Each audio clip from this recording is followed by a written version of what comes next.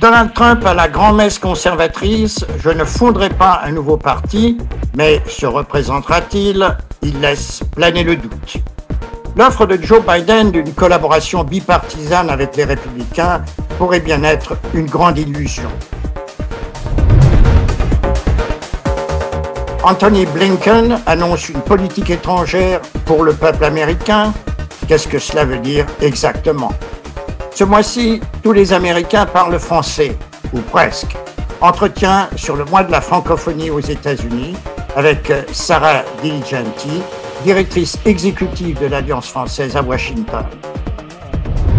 Ici Claude Porcella à Washington. Bienvenue à cette nouvelle édition de Point USA, une émission qui s'adresse plus particulièrement aux francophones et aux francophiles, avec pour objectif de discuter en français de l'actualité américaine, en compagnie de René Lake, analyste politique et directeur de presse, Dennis Beaver, avocat et chroniqueur judiciaire à Bakersfield, en Californie, et Herman Cohen, ancien secrétaire d'État adjoint, qui se joint à notre équipe.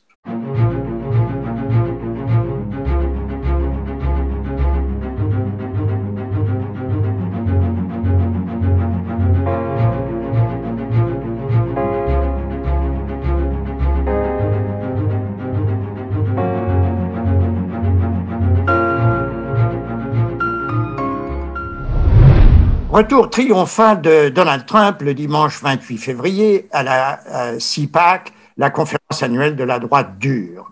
Les 3000 supporters de l'ancien président ont été accueillis dans le hall de l'auditorium par une statue dorée de leur idole, devant laquelle ils ont pu s'incliner, tels les adorateurs du veau d'or, avant de réserver une longue ovation à leur idole à son arrivée à la tribune. René Lake, qu'avez-vous retenu de son long discours de 90 minutes? Écoutez, au plan politique, Claude, c'était essentiellement le retour de ce qu'on appelle ici le big lie, hein, le gros mensonge par rapport à l'élection. Et un cran au-dessus, c'était un moment de menace. Il a énuméré, il a nommé chacun des congressmen et sénateurs, congresswomen et congressmen, plus les sénateurs républicains qui ont voté pour son impeachment, sa destitution. Donc, au fond, c'est le Donald Trump auquel nous sommes habitués qui est revenu aux affaires et qui, au fond, est triomphant, montrant que le Parti républicain est bien son parti. D'autant plus, je souligne, Claude, que certains congressmen et autres membres du Congrès, au lieu d'être en session au Congrès, ont préféré aller rendre hommage, comme vous le disiez tout à l'heure, à Donald Trump au CPAC. Alors, deux points quand même à souligner dans ce discours. Le fait qu'il ait annoncé qu'il n'avait aucune intention de former un troisième parti. Et puis l'autre, bien sûr, le doute se planait sur sa possible candidature en 2024. Herman, vous avez servi sous une administration républicaine, sous George Bush père. Pensez-vous que ceux qui voudraient couper le cordon ombilical avec Trump, comme Mitch McConnell, Mitt Romney ou Liz Cheney, ont des chances? Les républicains au Congrès sont fâchés contre lui parce qu'à cause des événements du 6 janvier, quand les voyous ont envahi le Capitole à cause de lui, ils ont perdu l'élection en Géorgie. Et 2 sénateurs républicains étaient remplacés par 2 sénateurs démocrates. Ça a donné la majorité au Sénat aux démocrates. Donc, c'est à cause de lui qu'ils sont en difficulté maintenant. Tout le monde sera content de voir le départ de Trump, mais ils ne peuvent pas. Il y a toujours beaucoup de monde qui appuie Trump. Mais je vois qu'il y a un certain grand nombre de républicains qui quittent le parti maintenant, surtout dans les banlieues, les gens d'une certaine classe moyenne qui quittent le parti. Donc, je crois que le parti républicain est assez affaibli maintenant à cause de Trump. Donc, vous ne pensez pas qu'il puisse revenir et obtenir suffisamment de votes pour être réélu? Dennis Beaver, au conclave conservateur, justement, il y a eu ce qu'on appelle straw poll, une sorte de sondage instantané. Résultat, 55 des participants ont souhaité que Trump soit candidat en 2024 et 68% tout de même se sont dit prêts à voter pour lui s'il obtient effectivement l'investiture. Alors, Denis, je me tourne vers vous parce que vous avez tout de même voté 2 fois pour Trump, car vous aviez peur qu'une administration démocrate soit trop à gauche. Effectivement, Joe Biden pratiquait une politique plus progressiste que celle qu'il a annoncée durant sa campagne. Voteriez-vous une 3e fois pour Donald Trump s'il était effectivement le candidat républicain en 24? Tu sais, on dit jamais 203. Pas chez moi, pas chez moi. Si on pourrait poser cette question aux Allemands avec Hitler, qui ont voté pour Hitler, j'en suis persuadé que la réponse serait non. Donc moi, je ne voterai pas pour Trump, pas du tout. Hein. Il est dangereux. C'est le Hitler américain, dangereux. Que pensez-vous de cette menace qui finalement a été un mirage des groupes extrémistes qui souhaitaient faire de nouveau une attaque contre le Capitole le 4 mars. Le 4 mars, je vous le rappelle, c'était jusqu'en 1937 la date où le président prenait ses fonctions. Donc il y a eu cette rumeur, une rumeur apparemment fondée, car les services de renseignement semblaient effectivement craindre un nouveau mouvement identique à celui du 6 janvier. Puis finalement, rien ne s'est passé, mais il y avait des rumeurs selon lesquelles ils s'attaqueraient de nouveau au Capitole et même ils enlèveraient des membres démocrates du Congrès. Quelle impression cela vous fait-il? Vous avez des commentaires Oui, j'ai toujours peur. Comme on dit, it's not over. Hein? C'est pas fini. Ces fous sont toujours là. C'est dangereux. À mon avis, c'est un moment terriblement dangereux pour l'avenir de notre pays. À cause de Trump et à cause de ces crétins qui pensent qu'il a gagné l'élection. Donc, c'est un moment dangereux pour l'Amérique. Denis, pour aller dans votre sens, je vous rappelle que cette semaine, le patron du FBI a rappelé, parce que ce n'est pas la première fois qu'il le dit, que l'extrémisme white supremaciste, l'extrémisme de droite est la principale menace terroriste aujourd'hui aux États-Unis. C'est un peu pour confirmer ce que dit Denis. Exactement, oui. Herman, est-ce que vous partagez l'inquiétude de Dennis Beaver? L'Amérique se trouvait-elle dans une situation inhabituelle et dangereuse? Oui, je partage son opinion. C'est très dangereux. Et j'ai peur. J'ai peur que quelqu'un sera tué, n'est-ce pas? Parce que dans certains cas, ils sont allés devant les maisons des parlementaires américains. Et ils ont effrayé les époux, les épouses, et ça.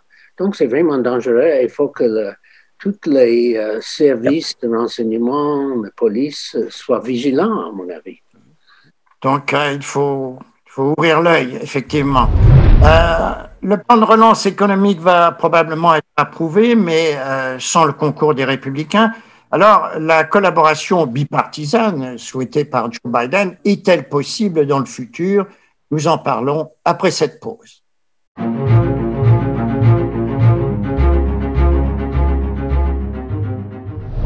Le plan d'aide économique de 1 900 milliards de dollars est sur le point d'être adopté. Déjà approuvé par la Chambre, il est en train de subir certains changements au Sénat, mais il n'obtiendra aucun soutien des Républicains.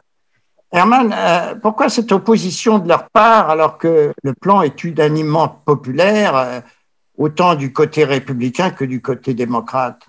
Oui, c'est difficile à comprendre parce que beaucoup de monde vont recevoir des chèques pour toute la famille. Et comme vous dites, c'est très populaire. Je crois que les républicains veulent toujours montrer aux gens qui soutiennent Trump qui sont avec eux, n'est-ce pas? Pourquoi perdre tous ces gens de Trump en sachant que ça va passer, n'est-ce pas? Parce que les démocrates ont une majorité. Donc, s'ils votent non, ça va passer de toute façon. Donc, c'est un moyen de montrer aux gens qui soutiennent Trump, et quand même 73 millions de gens ont voté pour lui. C'est le moyen de montrer, nous sommes toujours trumpistes, n'est-ce pas? Continuez à voter pour nous. Oui, mais enfin, c'est un peu ridicule parce qu'ils votent contre leurs intérêts. Hein. C'est vrai. C'est vrai. Les républicains renvoient la balle chez les démocrates en disant vous prêchez la collaboration, le bipartisanisme, mais en fin de compte, vous agissez seul sans nous consulter. Alors, cette critique est-elle justifiée? Oh, je ne crois pas. Non, je ne crois pas. Je crois que les républicains pensent à leur élection dans 2 ans. Et pour retenir le soutien des gens qui sont loyaux à Trump, vous votez contre la loi pour subventionner la population en sachant que ça va passer de toute façon. Donc, vous gagnez, c'est win-win pour ces gens-là. D'accord, René, commentaire? Oui, je suis relativement d'accord avec Herman sur ce point-là, mais il faut aussi quand même noter que même du côté des démocrates, la situation n'est pas si facile parce que si vous prenez par exemple le sénateur Manchin en West Virginia, en Virginie de l'Ouest, qui est un État plutôt républicain, même très républicain. C'est un démocrate qui arrive à se faire élire là-bas régulièrement, mais il est toujours sous des positions dites modérées dans le camp démocrate et souvent sur des positions politiquement, en tout cas en termes de politique, et notamment sur cette question-là, sur des positions républicaines, au point que donc Biden est obligé de faire des compromis parce que à lui seul, il peut renverser la balance en faveur des républicains. Donc, il y a des concessions qu'il va faire, qu'il a acceptées, semble-t-il déjà, sur le montant du chèque. Pas vraiment le montant en tant que tel, mais la catégorie sociale, la catégorie de revenus qui pourrait avoir droit au maximum du chèque en question. Donc, Biden est obligé de faire pas mal de compromis. Je pense que ça va être le cas pendant les 2 prochaines années, en attendant les élections de midterm. Oui, justement, Denis, voyez-vous une possibilité de coopération dans l'avenir, les divisions entre les 2 partis étant si profondes? On est en train de revivre Obama et les républicains. Et à mon avis, rien ne se bouge. Ils vont rester là, congelés dans le ciment. Et c'est dramatique pour le pays.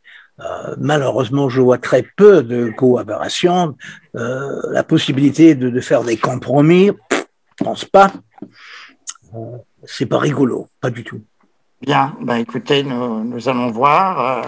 Il faut attendre et voir, comme on dit. Mais en tout cas, cela semble pour le moment assez difficile parce que en dépit de tout ce qu'a dit Joe Biden sur travaillons ensemble, la réaction républicaine est extrêmement négative.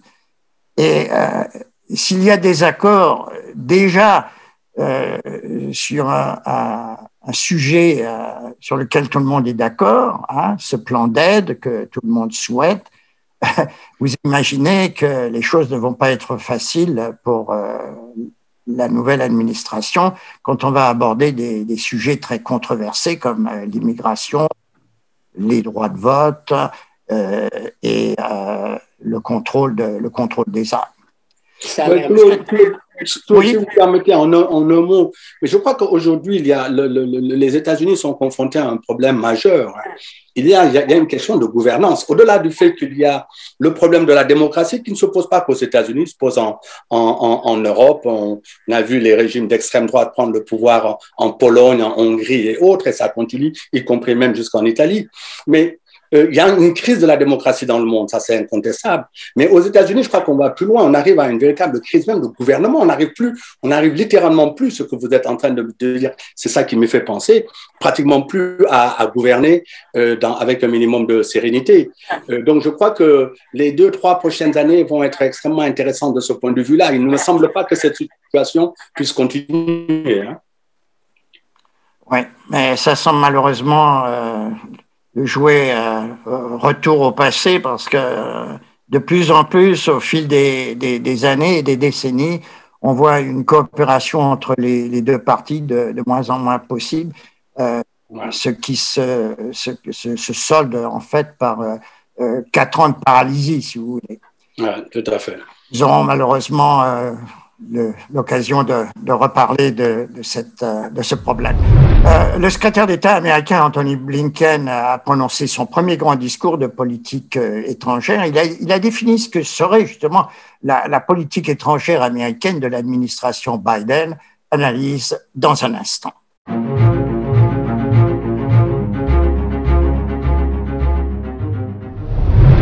Dans son premier grand discours, Anthony Blinken a annoncé une politique étrangère pour le peuple américain. Pour vous, Herman Cohen, ancien diplomate, qu'est-ce que cela veut dire exactement? Cherche à prendre des initiatives qui vont donner des bénéfices aux Américains.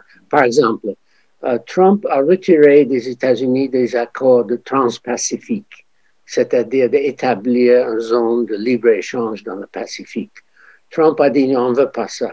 Mais Blinken a dit oui, c'est une bonne chose parce que ça va augmenter nos échanges avec les pays de l'Asie et ça va augmenter les exports des États-Unis. Donc il dit que ça donne des bénéfices pour les États-Unis. Aussi, il a décidé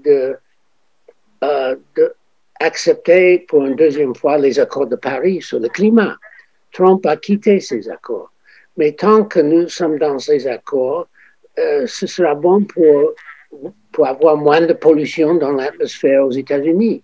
Ça, c'est pour le bénéfice des États-Unis, n'est-ce pas? D'accord. Herman, Biden était d'accord sur un point au moins avec Trump. Les deux souhaitaient une politique moins interventionniste des États-Unis à l'étranger. Et pourtant, un mois à peine en fonction, Biden ordonne une frappe contre la Syrie. Est-ce qu'il n'y a pas une contradiction là? Non, parce qu'il a attaqué des milices qui étaient sous l'ordre des Iraniens. Et ces gens-là étaient en train de planifier des attaques contre les soldats américains. Donc, il fallait les frapper avant que c'est... Mais ça, c'était une petite aventure qui n'a rien à faire avec notre politique très, très grande, n'est-ce pas? Il ne veut pas rester indéfiniment en Afghanistan, n'est-ce pas? Et il ne veut pas rester en Syrie. Mais il faut faire ça lentement pour éviter toute surprise pour nos militaires dans les différents endroits. Denis Beaver, en tant que citoyen américain, quel rôle militaire souhaitez-vous que les États-Unis jouent dans le monde? On ne peut pas être un flic partout. Ça ne marche pas. À mon avis, Afghanistan, ça y est, bye bye. Hein? On a englouti des fortunes dans cette guerre depuis combien d'années, combien de vies perdues. Qu'est-ce qu'on a aujourd'hui? Rien, pas de succès. Il faut savoir choisir nos batailles avec beaucoup plus de précision qu'on a fait avant. Donc, c'est pas isolation, mais quand même, on peut pas être comme je viens de dire, un flic à gauche et à droite partout. Oui. René, la presse américaine a déploré que Joe Biden n'ait pas sanctionné le prince héritier saoudien, Mohammed Ben Salman, MBS, pour sa responsabilité, maintenant clairement établie dans l'assassinat de Jamal Khashoggi. C'est contraire à sa promesse de campagne. Pourquoi, selon vous, le revirement? Oui, c'est contraire à sa promesse de campagne. L'argument que la Maison-Blanche donne, c'est que les États-Unis ont des intérêts particuliers en Arabie Saoudite et que dans le contexte actuel, il ne serait pas bon de les attaquer de manière aussi frontale, de les sanctionner de manière aussi frontale. Alors c'est d'autant plus surprenant, c'est peut-être pas le bon mot, mais c'est d'autant plus étonnant. L'ironie, c'est quoi? C'est que dans le même temps, des sanctions sont apportées à la Russie, à juste titre, à mon avis, par rapport au comportement de Poutine et de ses opposants, en particulier de son principal opposant. Et dans une situation, bon, c'est vrai que c'était grave, l'empoisonnement, mais qui n'était pas aussi grave que l'assassinat dans des conditions absolument horribles de Khashoggi, columniste éditorialiste du Washington Post. Donc je crois que bon, c'est une question qui passe à perte et profit et c'est pas un très bon message qui est envoyé au reste du monde. Mais bon, c'est la raison d'État. Hein. C'est De Gaulle qui disait que les pays n'ont pas d'amis, ils ont juste des intérêts. Et bon, là, on est dans une situation manifeste qui donne raison à De Gaulle de ce point de vue. Les États-Unis ont tout de même besoin de continuer d'entretenir de bonnes relations avec l'Arabie Saoudite, c'est évident. Merci René. Le français aux États-Unis, langue morte. La réponse de Sarah Diligenti, directrice exécutive de l'Alliance française de Washington, après cette pause.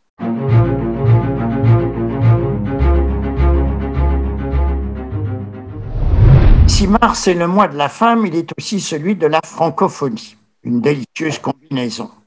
La langue de Molière est fêtée à travers le monde et chaque année, des activités diverses ont lieu dans de nombreuses villes américaines, dont bien sûr la capitale. Pour nous en parler, donc, Sarah Diligenti, directrice exécutive de l'Alliance française. Bonjour Sarah et bienvenue à Point USA, une émission qui s'adresse justement aux francophones. Il y a un impressionnant programme pour ce mois de la francophonie qui sera bien sûr célébré en raison de la pandémie virtuellement, mais d'une façon générale, est-ce que ça ne peut pas vous attirer en fait plus de monde car n'importe qui à travers les États-Unis et même à travers le monde peut suivre vos divers événements en ligne? Tout à fait. D'abord, bonsoir Claude et merci beaucoup de m'avoir demandé de venir parler de la francophonie.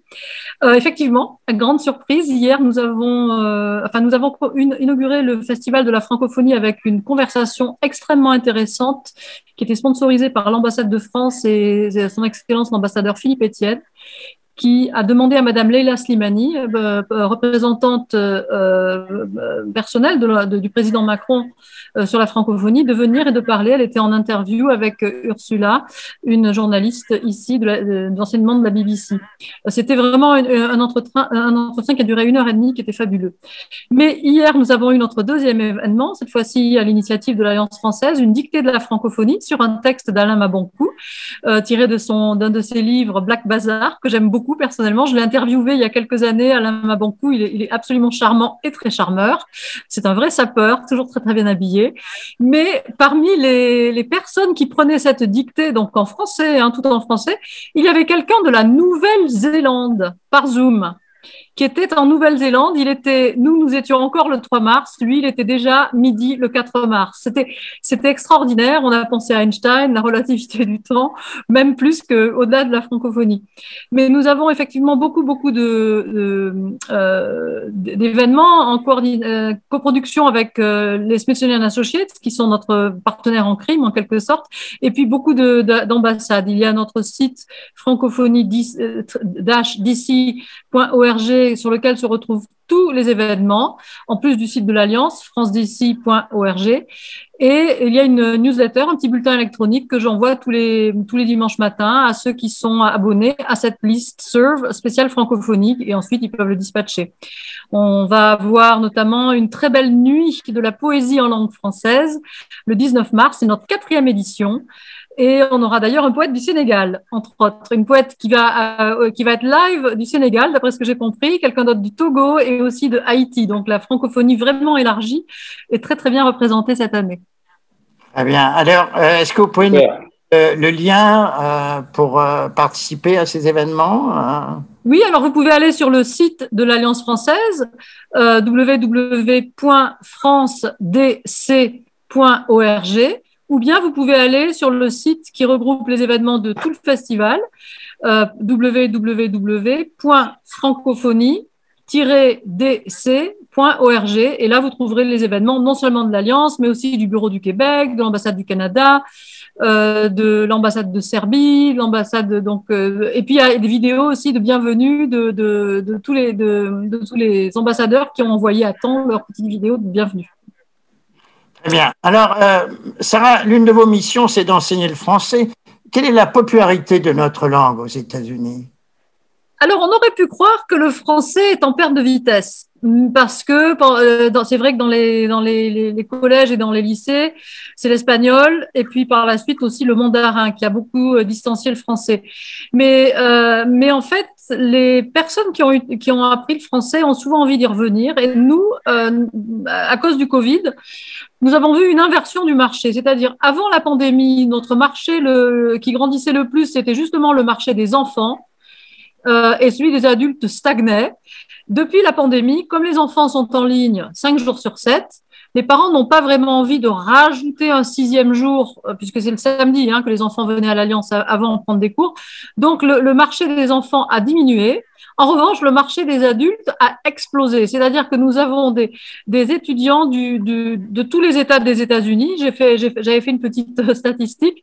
On a à peu près, sur 50 États américains, on a 38 États sur lesquels nous avons des étudiants à l'Alliance française de Washington qui suivent leurs cours en ligne.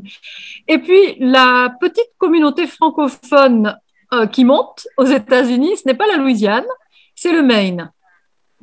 C'est la communauté francophone qui monte parce qu'il y a d'abord un héritage franco-canadien, mais aussi il y a beaucoup de populations francophones, notamment du Burundi ou d'Afrique, qui sont venues justement parce qu'il y a une petite communauté francophone au départ, sont venus s'installer dans le Maine, à Portland et même à Bangor, etc. Voilà. C'est supérieur, c'est magnifique. Ça fait autant d'auditeurs ou de téléspectateurs potentiels pour Point USA. Absolument. Nous avons dans notre équipe, Sarah, 2 Américains francophones, vous les avez entendus, qui, j'en suis sûr, ont des questions pour vous. Eunice ou Herman? Oui, Sarah, pourquoi les écoles, les facs, les universités en Amérique, pourquoi ils ont fermé carrément les départements de français il y a environ 10 ans? Oh là là, j'ai été à 2 doigts de pleurer quand je voyais ça. Moi aussi. Moi aussi. Je pense que le problème que l'on a en tant qu'Américain, et je parle ici parce que je suis américaine, que j'ai de la chance d'être multiculturelle et multilingue, du fait je n'ai pas vécu mon enfance en France, d'accord? Donc je parle anglais depuis que je suis née, et d'autres langues. Mais je pense que le problème que l'on a en tant qu'Américain, c'est un double problème. D'abord, on est persuadé que parce que American Way of Life va régner, et ça c'est depuis 1945, quand l'Amérique est devenue une superpuissance, et que donc on s'est dit qu'on allait en quelque sorte non pas imposer, mais de manière soft power, on allait imposer notre way of life et la langue américaine. C'est passé par les films, par la pub, à l'époque par les cigarettes même, mais en même temps, la deuxième chose qui s'est passée, c'est que les Américains n'ont pas compris forcément la valeur monétaire, financière, intellectuelle d'avoir une deuxième langue. Et quand ils ont décidé que peut-être finalement ça valait le coup d'avoir une deuxième langue, ils n'ont pas compris la valeur de la langue en question. C'est-à-dire qu'ils ont encouragé les cours d'espagnol dans les lycées et les collèges, notamment, je ne parle pas d'université, mais lycées et collèges, alors qu'il est prouvé, et si vous regardez les statistiques, qu'un enfant qui va apprendre le français, enfin un enfant, une jeune personne qui parlera le français ou l'allemand, sera beaucoup plus payé, son salaire sera beaucoup plus élevé que quelqu'un qui parle espagnol. Non pas pour dénigrer l'espagnol, mais parce qu'aux États-Unis, il y a énormément d'hispaniques, donc de native speakers d'espagnol, et par conséquent, on n'a pas besoin d'Américains apprenant l'espagnol, alors qu'il y a beaucoup moins de native speakers de français et d'allemand ou d'italien, même maintenant. Et donc, du coup, ces gens-là, ces Américains qui apprennent le français, l'allemand et l'italien, lorsqu'ils ont une carrière, lorsqu'ils sont professionnels, ils ont un salaire qui est beaucoup plus élevé que celui qui parle espagnol. Sarah, comme vous savez, quelqu'un qui parle 3 langues, il est quoi? Il est très... polyglotte. Oui, mais quelqu'un qui parle 2 langues, il est bilingue, oui? Oui. Et quelqu'un qui parle une langue... Il est monolingue, mais c'est curable. Non. non. C'est un Américain. Donc, merci Sarah. C'est malheureusement tout le temps dont nous disposons aujourd'hui. Merci aussi à nos partenaires habituels, René Lake, Denis Beaver et Herman Cohen. Merci bien sûr à notre producteur-réalisateur, Serge Njemba. Et merci à vous tous qui nous avez suivis. C'est notre 5e édition. Alors, nous serions bien sûr curieux et heureux d'avoir un retour. Écrivez-nous, faites-nous part de vos commentaires, de vos suggestions, de vos questions et adressez-les à frenchbuzztv.com. Ici Claude Porcella à Washington. À bientôt.